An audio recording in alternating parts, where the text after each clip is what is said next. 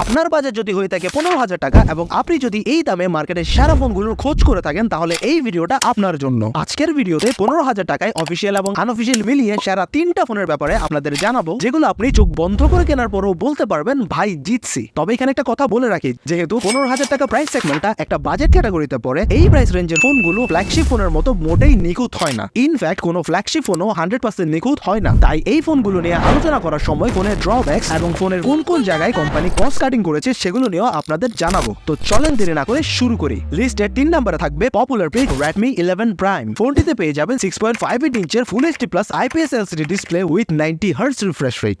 এই বাজেটে আসলে হায়ার রিফ্রেশ রেট খুব একটা দেখা যায় না, যেটা এই ফোনের জন্য অবশ্যই একটা প্লাস পয়েন্ট। তাছাড়াও ফোনের ডিসপ্লেতে থাকছে কর্নিং গরিলা গ্লাস 3 ইয়ার প্রোটেকশন। ডিসপ্লে কোয়ালিটি নিয়ে বললে IPS প্যানেল হওয়াতে অ্যামোলেড ডিসপ্লে থেকে লেস ভাইব্রেন্ট মনে হয়, তবে এই বাজেটে অ্যামোলেড ডিসপ্লে আশাও করা যায় না, সো নো কমপ্লেইন্টস দেয়ার। তবে এই বাজেটের অন্যান্য IPS ডিসপ্লের তুলনায় এটার ডিসপ্লে কিছুটা পিছিয়ে থাকবে, কারণ এই ডিসপ্লের কালারগুলো কিছুটা ডাল মনে হয় আর ডিসপ্লের আউটডোর ভিজিবিলিটিও খুব একটা ভালো না। তার উপরে এই ডিউড্রপ নচটা 2023-24 সালে এসে 15,000 টাকার ফোনে তো অন্তত মেনে নেওয়া যায় না।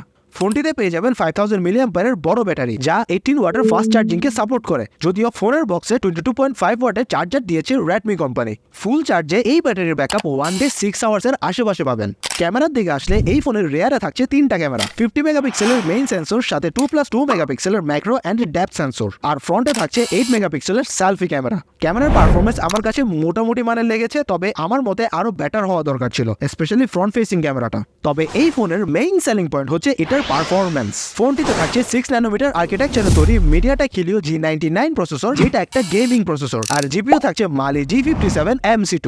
মিডিয়াটেক হিলিও G99 এর প্রসেসরটার ক্যাপাবিলিটি এন্ড পারফরমেন্স এতটাই ভালো যে 20 থেকে 28,000 টাকার স্মার্টফোনগুলোতেও এই প্রসেসরটাকে গণহারে ইউজ হইতে আমরা দেখেছি। সেই হিসাবে মাত্র 15,000 টাকার একটা ফোনে এই প্রসেসর পাওয়াটা একটা হিউজ ডিল। তাই ফোনটা day to day performance 90 hertz refresh রেটের সাথে মিলিয়ে তো একদমই বাটারি স্মুথ ফিল হয়। সাথে ফোনটা দিয়ে আপনি মিডিয়াম টু হাই লেভেলের গেমিং ইজিলি করতে পারবেন। আউট অফ দ্য বক্স ফোনটিতে পেয়ে যাবেন Android 12, যেটা রান করছে MIUI 13 এর উপর। তবে এই ফোনটার ভালো দিকের সাথে বেশ কিছু মন্দ দিকও রয়েছে, যেগুলো আপনাদের অবশ্যই জানা দরকার। প্রথমত, এই ফোনটার ক্যামেরার পারফরমেন্স কিছুটা হতাশাজনক, স্পেশালি ফ্রন্ট ফেসিং ক্যামেরা। তাছাড়াও এই ফোনটার ডিসপ্লেটা এই বাজেটের অন্যান্য IPS ডিসপ্লের তুলনায় কিছুটা ডাল এবং ভিজিবিলিটিও কিছুটা কম। সাথে ডিসপ্লের সামনে এত বড় ডিউড্রপ নচটা তো আছেই। তবে সবচেয়ে দুঃখের বিষয়, এই ফোনে হিলিও G99 এর প্রসেসরটা থাকলেও রেডমি কোম্পানি এই ফোনের অপটিমাইজেশনে কিছুটা ঘাটতি রেখে দিয়েছে। ফলে হিলিও G99 থেকে আমরা যেই লেভেলের পারফরমেন্স আশা করি, এই ফোনে তার থেকে অনেকাংশেই কম লেভেলের পারফরমেন্স পাওয়া যায়। আর এই সকল কারণে ফোনটিকে লিস্টের সবার শেষে রাখা হয়েছে। প্রাইস নিয়ে কথা বললে Redmi 11 Prime-এর 464GB আনঅফিশিয়ালি পেয়ে যাবেন 14 থেকে 15,000 টাকায়, আর 6128GB আনঅফিশিয়ালি পেয়ে যাবেন 16,000 টাকার আশেপাশে। লিস্টের সেকেন্ড পজিশনে থাকবে রিয়েলমির তরফ থেকে Narzo N55, যেটা রিয়েলমি C55 এরই রিব্র্যান্ডেড ভার্সন। ফোনটিতে থাকছে 6.72 ইঞ্চের full HD plus IPS LCD panel with 90 hertz refresh rate, যেটার পিক ব্রাইটনেস পাবেন 680 নিটস। এই ফোনের ডিসপ্লে কোয়ালিটি আমার কাছে Redmi 11 Prime থেকে মাচ বেটার মনে হয়েছে। এই ডিসপ্লেটা পাঞ্চি কালার রিপ্রোডিউস করে, যেটা অবশ্যই আই প্লিজিং। তাছাড়াও ডিসপ্লের কালার শিফটিংও খুবই কম পরিমাণে চোখে পড়ে। তবে এটার ডিসপ্লেতে একটা মেজর ঘাটতি রয়েছে, সেটা হচ্ছে এটার আউটডোর ভিজিবিলিটি। ডাইরেক্টলি হার্শ সানলাইটের আন্ডারে এই ফোনটার ডিসপ্লেটা দেখতে কিছুটা ব্যাক পাইতে হয়। তবে আউটডোর ভিজিবিলিটি বাদে বাকি সব দিক থেকেই এই ফোনের ডিসপ্লেটা খুবই চমৎকার। সাথে এটার ডিসপ্লেতে পাঞ্চ হোলের সাথে বাই ডিফল্ট পেয়ে যাবেন আইফোনের মতো ডাইনামিক আইল্যান্ড ফিচার, যেটাকে রিয়েলমি নাম দিয়েছে মিনি ক্যাপসুল। ব্যাটারি সেকশনে আসলে ফোনটিতে থাকছে 5000 মিলিঅ্যাম্পিয়ারের বড় ব্যাটারি এবং এটার বক্সেই পেয়ে যাবেন 33 ওয়াটের ফাস্ট চার্জার। বক্সের চার্জার দিয়ে ফোনটাকে ফুল চার্জ দিতে সময় লাগে 1 ঘন্টা 10 মিনিটের মতো, আর একবার ফুল চার্জে এই ফোনটা আপনাকে একদিন 6 ঘন্টার আশেপাশে ইজিলি ব্যাকআপ দিয়ে দিবে। ক্যামেরা ডিপার্টমেন্টটা হচ্ছে এই ফোনের সবচেয়ে স্ট্রং পয়েন্ট। ফোনের রেয়ারে থাকছে ডুয়েল ক্যামেরা সেটআপ, 64 মেগাপিক্সেলের মেইন শুটার সাথে 2 মেগাপিক্সেলের একটা ডেপথ সেন্সর, আর ফ্রন্টে থাকছে 8 মেগাপিক্সেলের সেলফি ক্যামেরা। এই ফোনের ক্যামেরাতে এবার একটা বিশাল চমক আছে। এই ফোনের ক্যামেরা সেটআপটা দেখে আর 8-10টা বাজেট ফোনের মতো মনে হইলেও এই ফোনের 64 মেগাপিক্সেলের মেইন ক্যামেরাতে দেওয়া আছে অমনিভিশনের OV64B সেন্সর। এটা সেই সেন্সর যেটা রিয়েলমি GT মাস্টার এডিশনে ছিল, যা এর থেকে প্রায় ডাবল প্রাইস রেঞ্জের একটা ফোন। 30-35 হাজার টাকার ফোনের সেন্সর এই বাজেট ফ্রেন্ডলি ফোনটাতে থাকায় এই ফোনের ক্যামেরা আউটপুট এক কথায় টপ নচ। যারা এই বাজেটে বেস্ট ক্যামেরা ফোন চান তারা অবশ্যই এই ফোনটার দিকে দেখতে পারেন। তবে এই ফোনটার পারফরমেন্স সেকশনে বেশ কিছু ঘাটতি রয়েছে। ফোনটিতে ইউজ করা হয়েছে 12 nanometre based MediaTek Helio G88 processor, আর জিপিইউ থাকছে মালি G52 MC2। এই প্রসেসরটা ডে টু ডে ইউসেজের জন্য ভালো হইলেও হেভি গেমিং এর জন্য এই প্রসেসরটা মোটেও সুইটেবল না। গেম খেলার সময় ল্যাগ এবং শাটারের দেখা অবশ্যই পাবেন। তাছাড়াও এই ফোনের স্টোরেজ টাইপ হচ্ছে eMMC 5.1, যেটা খুবই হতাশাজনক। এই দামে eMMC 5.1 স্টোরেজ একদমই মেনে নেওয়া যায় না। কমসে কম UFS 2.2 দেওয়া উচিত ছিল। ফোনটিতে out of the box latest Android 13 পেয়ে যাবেন, যেটা রান করছে রিয়েলমি UI 4 এর উপর। প্রাইস নিয়ে কথা বললে ফোনটা আনঅফিসিয়ালি 15 থেকে 16,000 টাকার আশেপাশে ইজিলি পেয়ে যাবেন।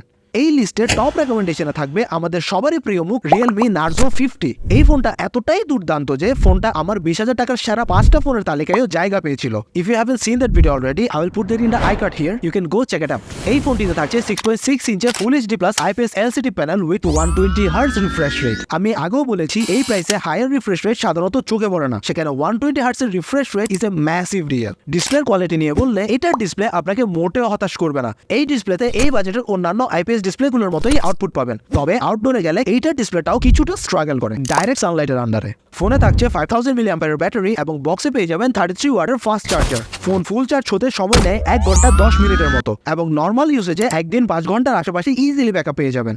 এই ফোনে থাকছে ট্রিপল ক্যামেরা সেটআপ, 50 মেগাপিক্সেলের মেইন সেন্সর সাথে 2+2 মেগাপিক্সেলের ম্যাক্রো এবং ডেপথ সেন্সর। ফ্রন্টে থাকছে 16 মেগাপিক্সেলের পাঞ্চ হোল সেলফি ক্যামেরা। এই ফোনের ক্যামেরা ডাইনামিক রেঞ্জ এবং কালার রিপ্রোডাকশন খুবই চমৎকার। সাথে রিয়েলমির পোস্ট প্রসেসিং মিলিয়ে ফোনটি খুবই পাঞ্চি এবং ভাইব্রেন্ট ছবি রিপ্রোডিউস করতে সক্ষম।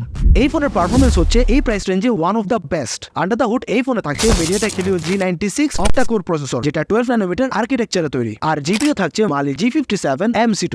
কাগজে কলমে যদিও Redmi 11 প্রাইমে থাকা Helio G99 প্রসেসর এই Helio G96 থেকে বেটার, তবে রিয়েল লাইফে নার্জো 50 পারফরমেন্স এবং গেমিং এ Redmi 11 প্রাইমকে খুব ইজিলি বিট করে। আপনি হয়তো প্রশ্ন করবেন এরকম কেন? আমি যদি সংক্ষেপে আপনাকে বলি, একটা ফোনের পারফরমেন্স ডিপেন্ড করে ফোনটার হার্ডওয়্যার, সফটওয়্যার এবং ফোনটার অপটিমাইজেশন লেভেলের উপর। আর রিয়েলমি টিম এই ফোনের অপটিমাইজেশনের উপর অনেক ভালো কাজ করেছে, যেটা Redmi 11 প্রাইমে আমার মতে কিছুটা ঘাটতি রয়ে গেছে। তাছাড়াও রিসেন্টলি MIUI যে কতটা ভালো পারফর্ম করতেছে সেটা আমরা মোটামুটি সবাই জানি। তাই stable and best performing phone চাইলে Redmi 11 প্রাইম বাদ দিয়ে নার্জো 50 ফোনটা কেনার রেকমেন্ডেশন থাকলো।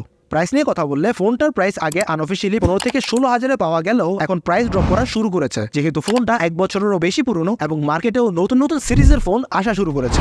আনঅফিসিয়ালি ফোনটার 464GB ভেরিয়েন্ট পেয়ে যাবেন 14 থেকে 15,000 টাকায়, আর 6128GB পেয়ে যাবেন 17,000 টাকার আশেপাশে। আমি একটু সামারাইজ করে ভিডিওটা শেষ করছি, তার আগে ভিডিওটা ভালো লাগলে একটা লাইক করে দিন। আপনি যদি 15,000 বাজেটে বেস্ট ক্যামেরা ফোন চান, যেটা ডিসপ্লে ভালো, লং লাস্টিং ব্যাটারি এবং 33 ওয়াটের ফাস্ট চার্জিং সাপোর্ট করে এবং টুকটাক হালকা পাতলা গেমিংও করতে পারবেন, তাহলে নার্জো 55 ফোনটা আপনার জন্য বেস্ট চয়েস। আপনি যদি হার্ডকোর গেমার হয়ে থাকেন, মোটামুটি মানের ডিসপ্লে, 18 ওয়াটের চার্জিং এবং ডিউড্রপ নচ নিয়ে আপনার আপত্তি না থাকে, এবং আপনি যদি এই বাজেটে best processor Helio G99 A full on gaming এর স্বাদ নিতে চান, তাহলে Redmi 11 প্রাইম ফোনটা আপনার জন্য। তবে আপনি যদি একটা ব্যালেন্সড এবং অলরাউন্ডার ফোনের খোঁজ করে থাকেন, যেটা ডিসপ্লে, ব্যাটারি, ক্যামেরা এই সবকিছুর দিকে চমৎকার, সাথে বোনাস হিসেবে থাকছে দুর্দান্ত এবং স্টেবল গেমিং পারফরমেন্স, তাহলে Realme Narzo 50 will be your best bet. তবে আমাকে চুজ করতে বলা হলে আমি Narzo 50 কেই চুজ করতাম। আপনি হলে কোন ফোনটা চুজ করতে নিচে কমেন্ট করে আমাকে জানাতে পারেন। কোন ফোন নিয়ে কোনো রকম জিজ্ঞাসা থাকলে নিচে কমেন্ট করে আমাকে জানান, আমি অবশ্যই রিপ্লাই দেওয়ার চেষ্টা করব। দেখা হচ্ছে পরের ভিডিওতে। ধন্যবাদ।